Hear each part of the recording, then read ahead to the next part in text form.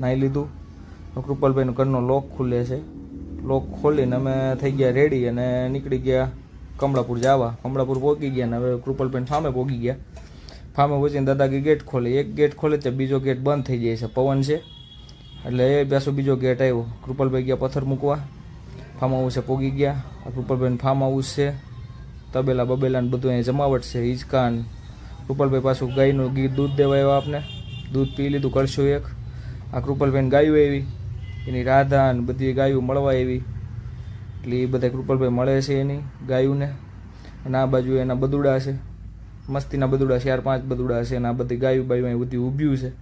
Farm house. આ કૃપાલભાઈ પાછા ગોદડા હકેલે, બધું ફાવે એને. અમે પાછા આવી ગયા રાજકોટ. રાજકોટ આવીને વિરાજભાઈની ઓફિસે ઘડીક બે ઠંડો પવન ખાઈ ત્યાંથી આવી ગયા ડાયરેક્ટ હોટલની ખરીદી કરવા. ત્યાંથી મારા ભાઈબંધ કે મને શણગારું ફોટો પાડવા જો તમારો મોબાઈલ. દાદા પાછા